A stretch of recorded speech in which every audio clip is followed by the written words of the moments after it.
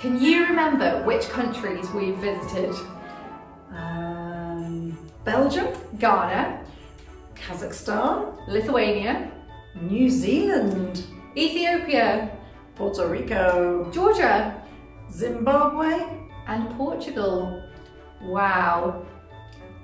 Did you remember them all? Wait, hold on though. There's still one more country to go. Let's spin the globe.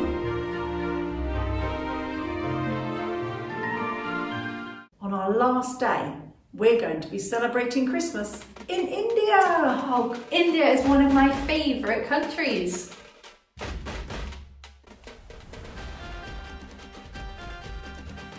In South India, Christians light clay lamps and they put them on their rooftops. They do this to show their neighbours and their friends that they believe that Jesus is the light of the world. We're going to show you how you can create a candle holder from clay too. Okay, it's time to do some clay crafting. If you decide that you want to make a Christmas lantern and you want to help us decorate our church for a Sunday evening, you can bring in your finished lantern and we can light up our church to remind us that Jesus is the light of the world. There's different ways that you can do it, but here's how I will do mine. Okay, so to make this, you're going to need some air drying clay. You can use a different type of clay, but this is the best kind for this activity.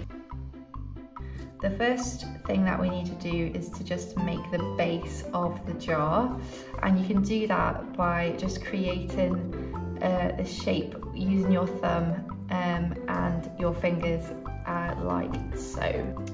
So the trick with this is to keep moving it round as it begins to take shape. This will be the base of your clay jar, so you're going to want it to be as big as you can at least fit a tea light candle in. A very simple jar like this one is essentially just a larger shape and slightly flatter, and then we've added some sequins on there, and you can put a tea light in it. That's the simplest version that you can do, and you can also add some decoration at this point with a tool like this.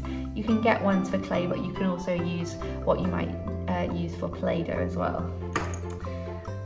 So once you've begun to create the base of your clay jar, it's time for us to add some layers to it, and you can make this by rolling it into a sausage shape. So you want it to be this correct length to go around your jar, and you want to do exactly the same thing with a second long piece of clay. Again, just make sure that you're using water so that the clay doesn't go dry.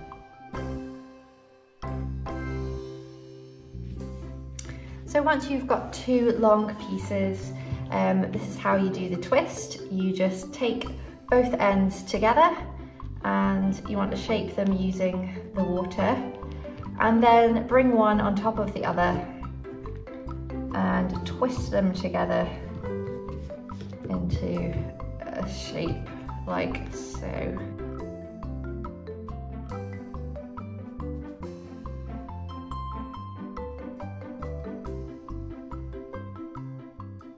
And you just need a small circle about the size of half a finger. You can add some of these on around the edge, but again you're going to have to smooth those on with water so that it sticks.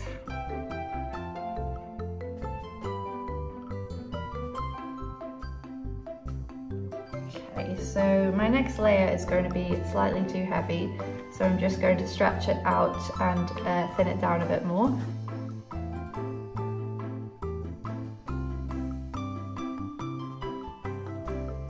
So you can add the next layer,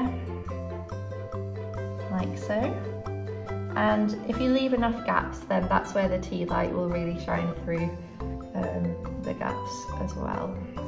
So I'm going to add my final twist on top. time it's going to be a lot thinner. I'm going to add that on there as well to create a lovely pattern. You can keep on adding lots more layers. You can make a really tall clay jar, or you can make a simple tea light holder. And don't forget that you can add patterns on the inside if you've got some tools, or you can add some sequins as well. But the main thing is that you've got to leave this to dry and firm up before you use it. Have fun. I can't wait to see what you've made. Before we go, we're going to hear the final part of the Christmas story. This time, it's all about a group of very clever people called Magi. Far away in the east, 3 wise men were watching the night sky when they saw a bright new star appear. "This star is the sign that we've been waiting for," they said. "The Son of God has been born. We must find him and worship him." The 3 wise men saddled their camels and journeyed over mountains and deserts. They carried beautiful gold and silver boxes covered with jewels. The boxes held gifts of gold and richly scented ointments called frankincense and myrrh. The wise men followed the brilliant new star to Bethlehem. Finally, the star stopped right over at the stable. "This must be the place that we've been looking for," the wise men said. Softly, they pushed open the door. "At last, our long journey is over," the wise men whispered. "The star has led us to the Son of God." The 3 wise men knew that they had seen the Saviour of the world.